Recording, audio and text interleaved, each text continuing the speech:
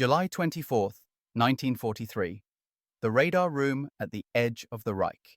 July 24th, 1943. Northern Germany, a night fighter control sector along the Kammhuber line. The bunker stinks of cigarette smoke, damp wool, and hot electronics, and the air vibrates with the quiet confidence of men who believe they can see the enemy before he ever reaches the city. A Würzburg set hums behind the operators, its cathode ray tube throwing a ghostly green glow across tired faces. Pencils hover over plotting tables while a controller listens to clipped reports, ready to vector a night fighter into the bomber stream the moment the blips line up.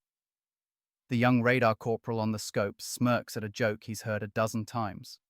British tricks, British gadgets, none of it matters once the beam finds metal in the sky. And an older man beside him, sleeves rolled, taps ash into a tin and mutters that the RAF always comes the same way. Detected early by Freya, tracked by Würzburg, then caught in the searchlights like insects pinned to a board. Outside, the summer night is clear enough to feel dangerous, the kind of weather bombers love. But inside the bunker, the mood is almost routine, until the first reports arrive that something is wrong with the picture. The scope should show a few clean returns. Individual aircraft, maybe a thin stream, a pattern you can interpret and attack. Instead, the screen begins to bloom with speckled noise that thickens by the minute, like someone has poured sand into the air. At first, the corporal assumes a fault, interference, calibration drift. So he checks the settings and wraps the casing with two knuckles the way men do when they want a machine to behave. The blizzard on the tube doesn't care. It spreads. The plotting table that should be filling with orderly track lines becomes a mess of contradictory marks, and the controller's voice tightens as he demands confirmation from neighboring stations. What do you see? The replies come back hesitant, then worried. Everyone is seeing it. The same impossible cloud of echoes. A sky that looks crowded with aircraft where no aircraft can possibly be. Searchlights that normally snap to a radar-directed point now begin to wander, sweeping empty darkness like blind men feeling for a wall that isn't there, and you can hear the frustration in the room because this is not how the system is supposed to fail. Far above and far to the west, the RAF bomber stream is already committed to Hamburg, and inside those bombers, men are doing something that feels almost too simple to matter. Opening chutes and dropping bundles of thin foil strips at timed intervals, letting them flutter and spread into a drifting metallic fog the Germans will later curse by a different name. Tonight, the RAF calls it window, and it is turning the Reich's high-tech eyes into useless light. The corporal stares at the scope as Hamburg's defense network starts shouting into the void, and somewhere deep in his gut, a cold thought forms. If the screen is lying, then everything, fighters, flak, searchlights, has been aiming at ghosts, and the real bombers are already slipping through. The corporal steadies his breathing and tries to force order onto chaos, because the Kammhuber line is built on order. Freya finds them at distance, Würzburg pins them down, the Himmelbett controller talks a night fighter onto a single aircraft like a hunter guided by a spotlight, and now the screen is refusing to behave like a rational sky. The green tube that used to show a few clean returns is filling with glittering specks, thickening into a drifting cloud that looks impossibly like thousands of aircraft, where there should be hundreds at most. The operator's first instinct is technical denial. He taps the casing again, adjusts gain, calls for a calibration check. Then his second instinct arrives like a punch. This isn't a fault. It's an attack on the idea of radar. On the plotting table, pencil lines multiply until they cross and tangle. A controller curses and demands bearings, range, altitude, simple questions that the scope can no longer answer with honesty. Searchlight crews outside are already being fed coordinates that don't exist, and the beams begin to sweep empty sky in slow, embarrassed arcs, hunting for metal that isn't there. In another bunker, a telephone rings and rings. A tired Luftwaffe officer picks it up and hears the same report from another sector.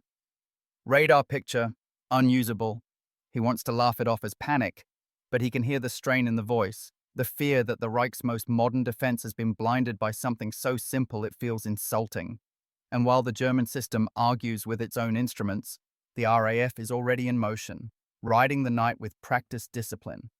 Hundreds of bombers, Lancasters, Halifaxes, Sterlings, threading toward Hamburg in a concentrated stream, the kind designed to overwhelm defenses by mass and timing.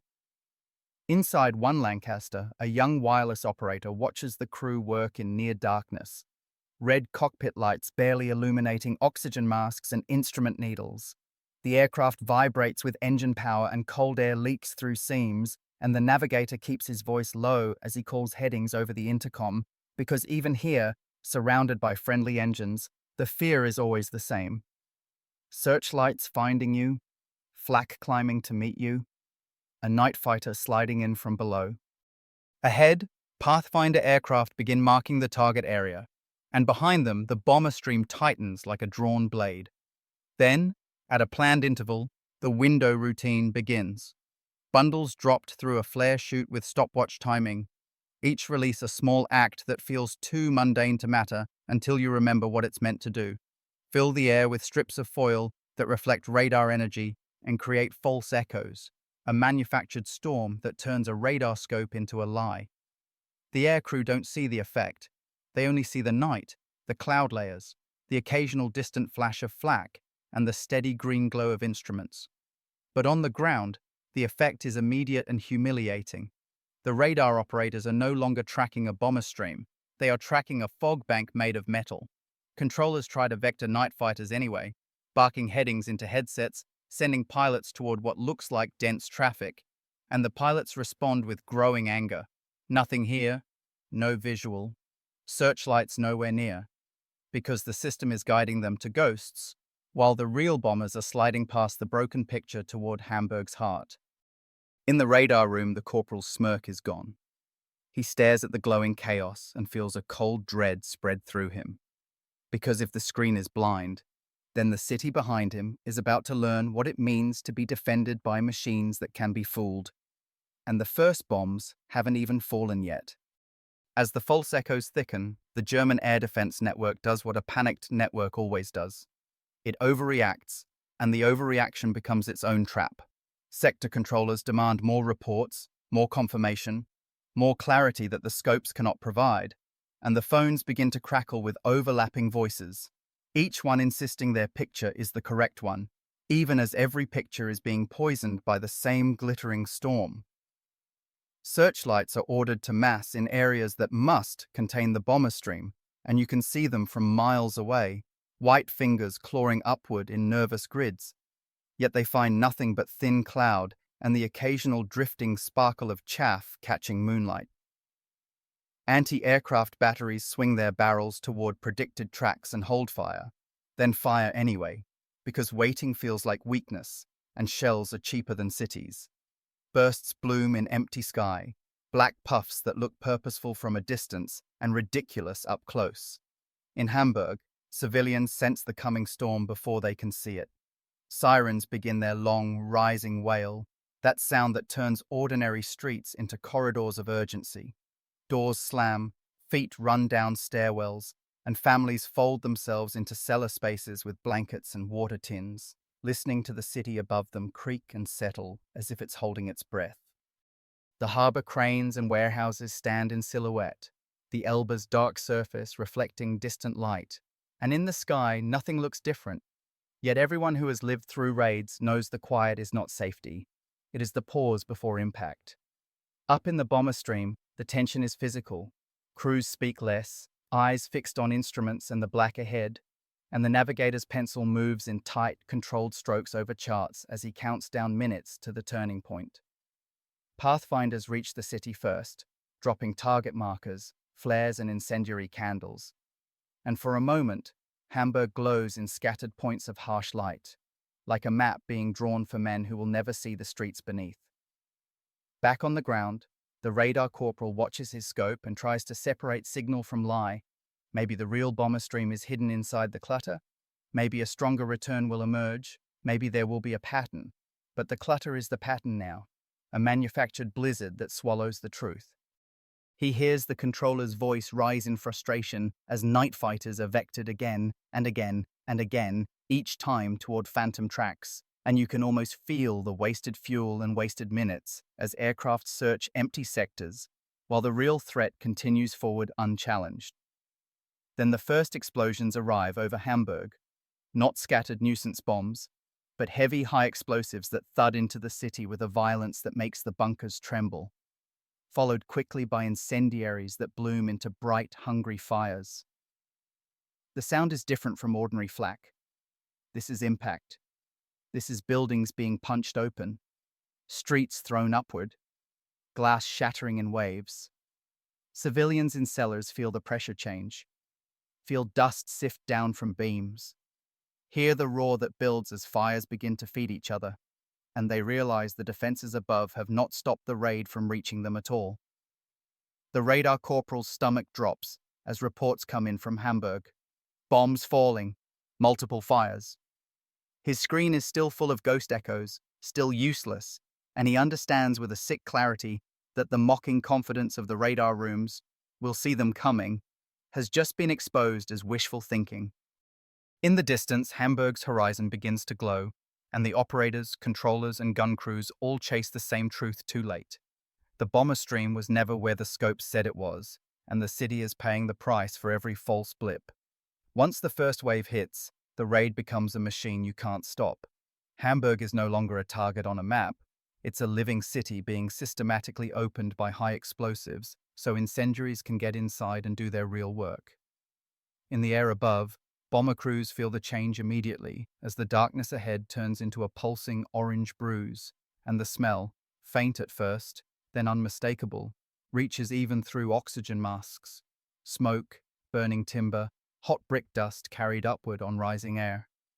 A Lancaster's pilot keeps his aircraft steady in turbulence caused by the city's heat, hands tight on the yoke while the bomb aimer lies prone at the nose, peering through the sight and calling corrections in a calm voice that hides the fact he can see flames eating whole blocks.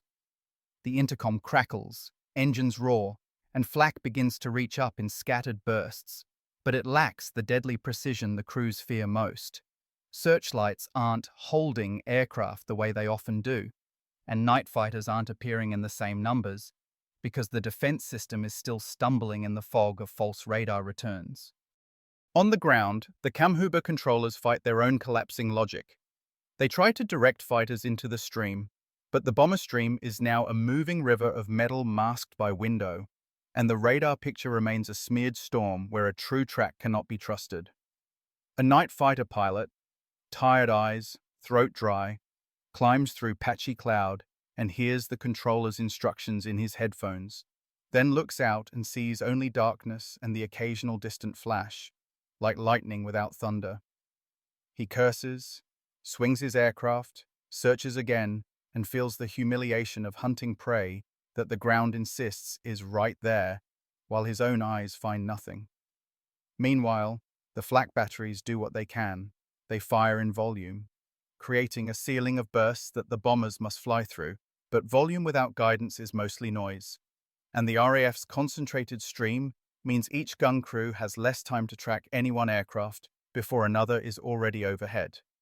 In Hamburg, the effect is biblical.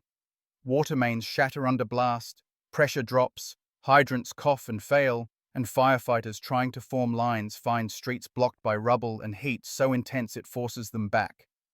In shelters, people breathe air that grows warmer and thinner as fires draw oxygen from the city itself, and every new detonation is felt not as a sound, but as a violent shove through concrete.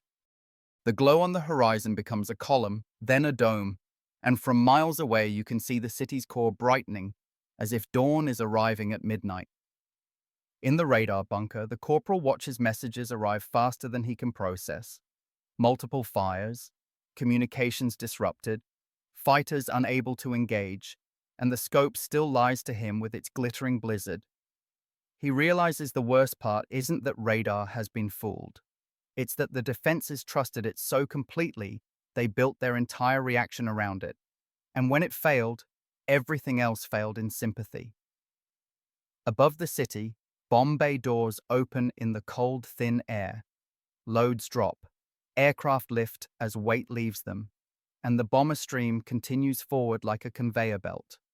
Each crew seeing the fires grow and thinking the same thought in different words. If the Germans cannot see us properly tonight, then this raid will be unlike anything Hamburg has endured. And down in the city, as incendiaries spread and buildings begin to burn in clusters, the first grim signs appear that the night's heat is not just destroying blocks, it is beginning to create its own weather. A pull, a draft, a gathering storm made of flame. For the men inside the radar bunker, the breaking point isn't a single explosion in Hamburg. It's the moment their instruments stop being instruments and become noise, because once Windows saturates the air, the screen is no longer a picture of reality. It's a picture of deception, and every trained reflex they have is suddenly untrustworthy. The corporal tries one last time to isolate real returns. He adjusts sensitivity, changes range, asks a neighboring station to compare bearings, hoping to find a clean track that proves the system is still alive. The response is the same everywhere: confused voices, contradictory plots, a shared admission that the bomber stream has melted into the clutter like a school of fish vanishing into foam. Controllers keep issuing vectors because they have nothing else to do. It's a kind of institutional denial, a faith that if you keep talking to the night fighters, eventually the fighters will find the enemy on their own. But the fighters are burning fuel in empty sectors, and the radio chatter grows sharper, more frustrated. No contact, visual nil, searchlights nowhere, radar gives ghosts. Outside, the searchlight belts begin to look less like a net and more like a ritual. Beams sweeping and crossing without ever locking, while flak crews fire into the glow above Hamburg with the desperate logic of men who can't see their target but refuse to stop shooting. And over the city, the RAF stream continues to deliver its sequence. High explosive to break the city open, incendiaries to light it, then more loads to keep it burning, each wave arriving with the mechanical certainty of a timetable.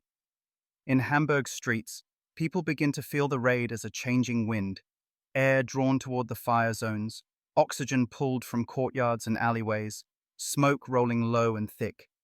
Firefighters try to hold lines with pumps that spit weakly as pressure drops, and men with axes and hooks hack at doors to reach trapped families while sparks drift like snow. Above them, crews in the bombers see a city transforming into a single target marker, an expanding field of flame that makes navigation easier and horror unavoidable. The bomb aimer calls bombs gone. The aircraft jolts as the load releases, and the pilot banks away while the next bomber slides into position, the stream unbroken. In the bunker, phones now carry reports that sound like another world. Major fires, industrial district burning, city center hit. And the corporal understands the phrase that will later be repeated in simpler words. Hamburg went dark on their screens, not because the city vanished, but because the radar's ability to distinguish anything meaningful vanished. The defense's eyes are still open, but they are staring into static. Someone in the room finally says what everyone has been refusing to admit. This is deliberate. This is a British countermeasure. A senior operator, older, more tired, shakes his head with bitter disbelief. This foil trick had been discussed, dismissed, mocked as impractical or too dangerous to use because it might teach the enemy, and now the enemy has used it first, at scale, on a night when the Reich needed its defenses most. The mockery dies in that bunker as Hamburg's horizon glows brighter. The men keep working because they have no choice, but they know the truth in their bones.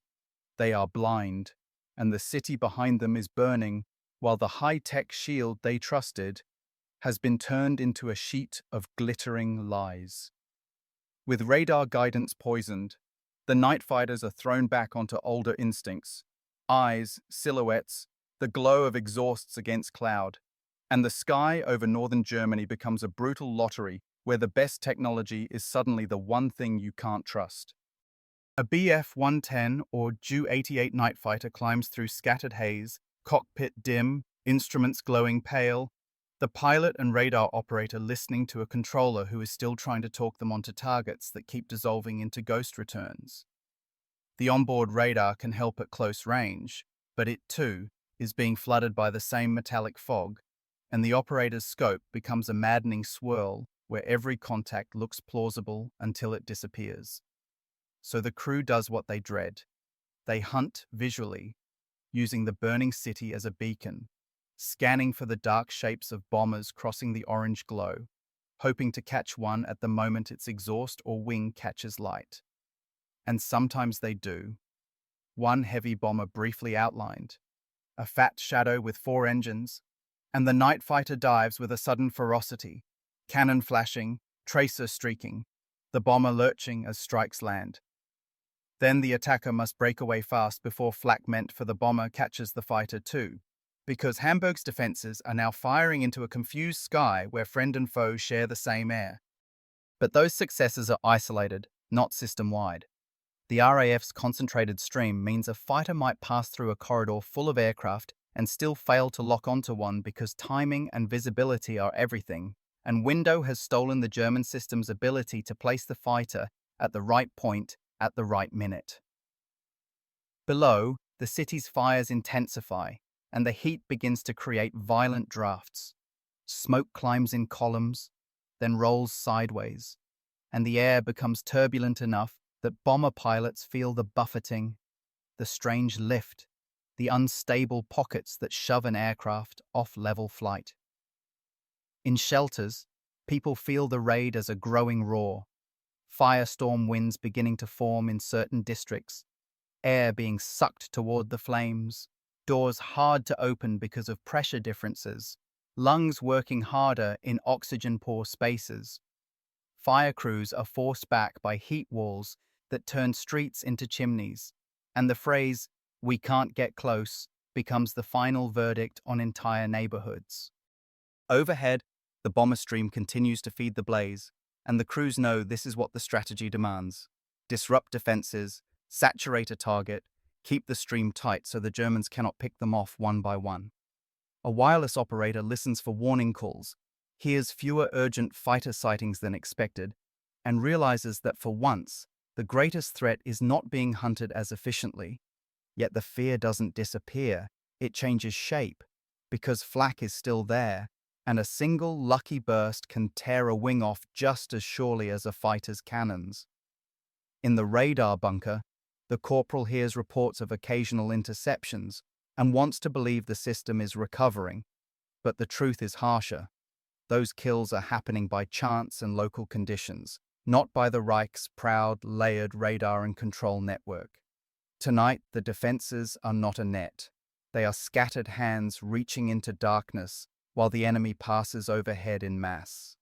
And as Hamburg's glow grows into a towering dome, visible far beyond the city, the night fighters find themselves guided not by precise blips and tidy vectors, but by the grim light of a city on fire, hunting by flame, luck, and the hope that the next silhouette crossing that inferno will be close enough to kill before it vanishes back into the broken sky. By the middle hours of the raid, Hamburg is no longer just being bombed. Hamburg is beginning to behave like a furnace, and the bomber crews overhead can sense it even if they don't fully understand it. The air is rising faster, the turbulence is rougher, and the smoke column has a structure to it, as if the city is building its own storm system from heat and oxygen. On the ground, this transformation is terrifyingly physical. In certain districts, multiple fires merge into a single burning front, and the heat creates suction, winds that pull air toward the flames with increasing force, dragging sparks and embers ahead like scouts. People trying to flee in the open feel the wind at their backs, and then suddenly in their faces as streets become wind tunnels. Debris lifts, ash whips into eyes, and the roar grows from fire into something like a living engine. Firefighters who have spent years fighting ordinary blazes find themselves facing a phenomenon that ignores technique. Hoses lose pressure as mains break, water turns to steam near the heat wall, and the fire feeds on the city's own materials: timber, tar, fabric, fuel stores, accelerating beyond control. In shelters, the air grows hotter and harder to breathe. People press cloth to their mouths. Children cry until they can't.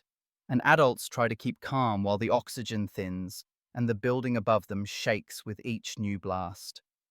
Some basements become traps, not because the bombs strike them directly, but because the fire outside consumes the air and smoke infiltrates through every crack. Above, the RAF's stream continues to deliver incendiaries into already burning zones, and the effect is cumulative. High explosive has broken roofs and windows open, allowing fire to enter, and now the city's own geometry, streets, courtyards, canals, begins to channel heat and wind in lethal ways. On the German side, the defense system has been reduced to fragments. Radar rooms full of static, night fighters chasing silhouettes, flak firing into a sky without certainty.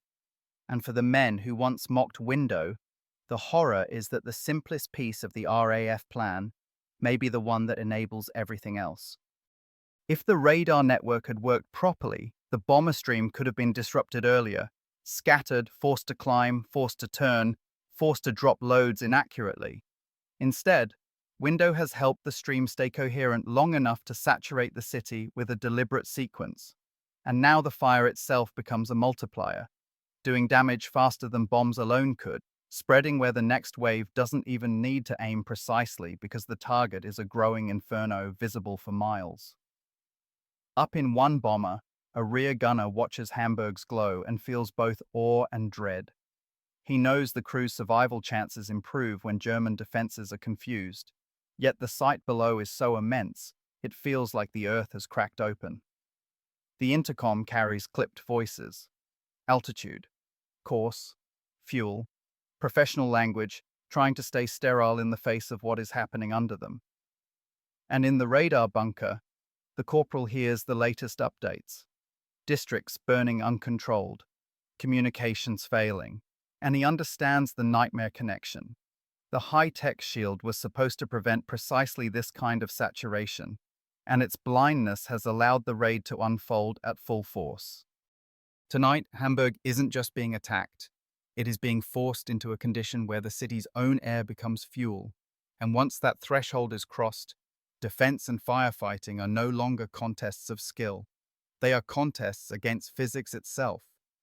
When the bomber stream finally thins and the last aircraft turn away into the west, the night does not end for Hamburg. It simply changes color. Dawn arrives pale and embarrassed over a city still burning, smoke hanging low like a ceiling. Streets turn to canyons of rubble and glowing embers, and the sound that dominates is not explosions now, but crackling ruin and the distant, desperate shouts of people searching for anyone still alive. Fire crews move like ghosts through heat and ash, faces blackened, eyes swollen, stepping over collapsed beams and twisted tram lines. Some men stop and stare at blocks where nothing recognizable remains, because the scale of destruction is beyond the mind's normal categories.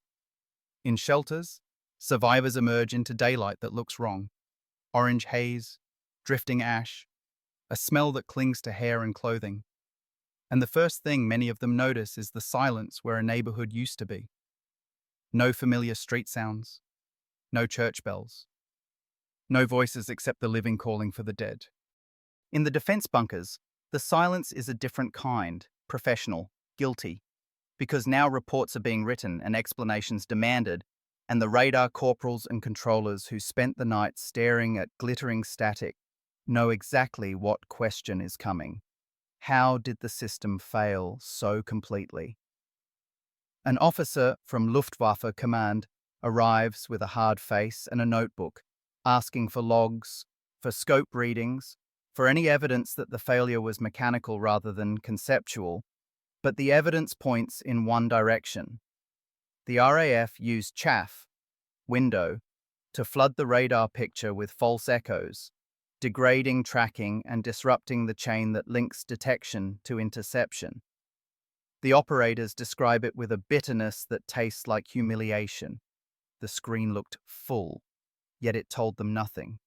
It made the air defense network chase phantom raids while the real stream stayed coherent and reached Hamburg with crushing effect. Searchlight units file their own reports. Beams unable to lock. Coordinates unreliable. Night fighter squadrons report wasted sorties and missed contacts. Flak batteries list ammunition expended into empty sky. Each report is a fragment of the same truth. The system relied on radar certainty, and window removes certainty at the worst possible moment. Privately, some German officers will rage that this foil trick should have been expected.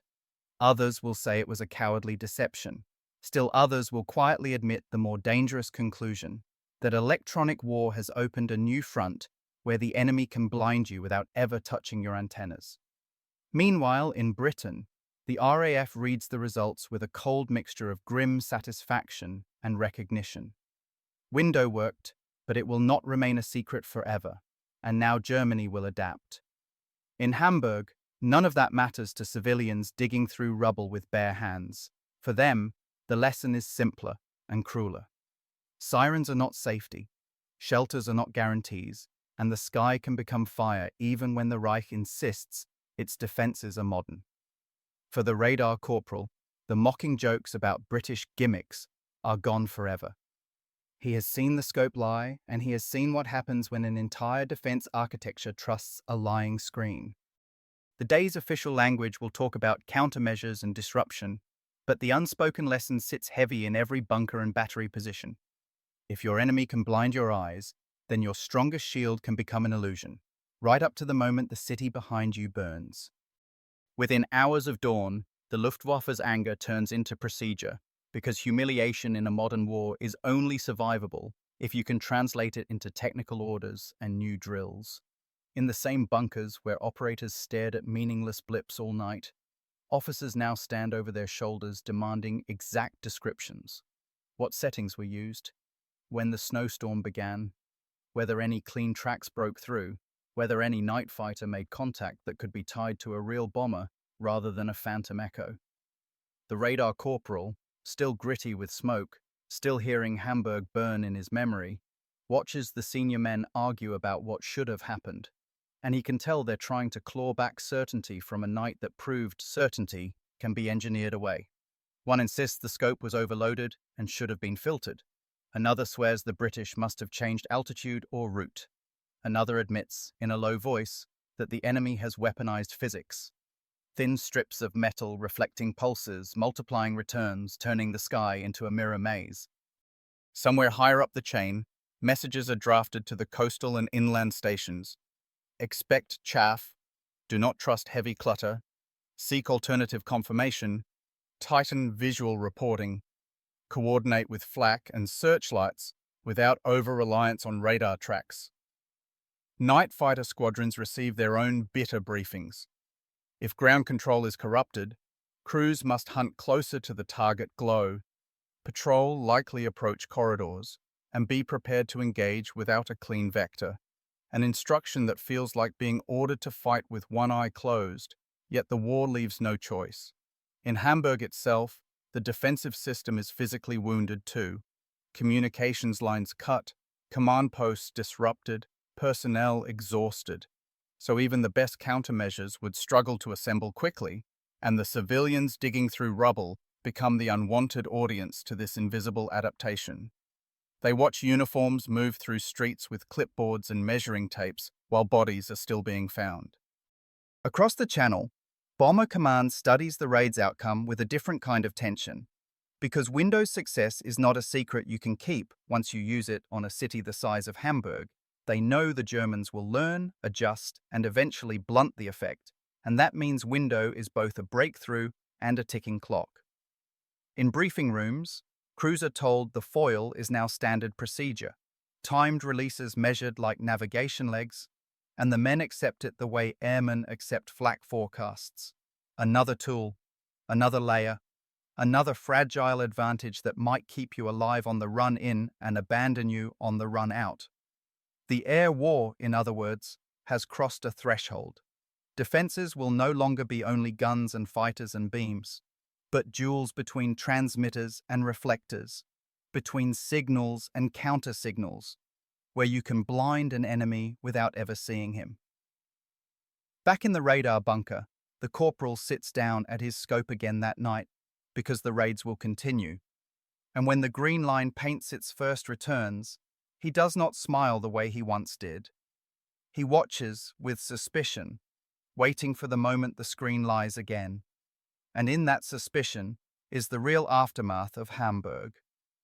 A defender who has learned that high-tech is not protection by itself, only a contest that can be turned against you in a single night.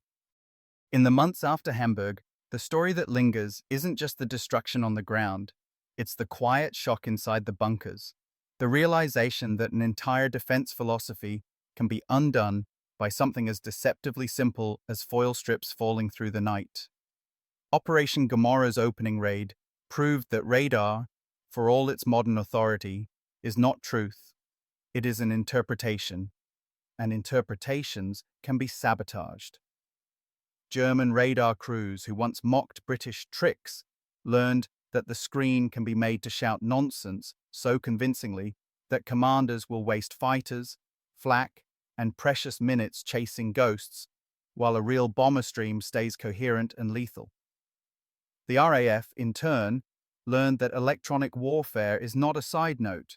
It is a gateway that can reshape everything else, disrupt the interception chain, protect the bomber stream, and allow a carefully planned mix of high explosive and incendiary to operate at full effect until the city itself becomes the weapon, generating heat and wind that no firefighting method can easily defeat.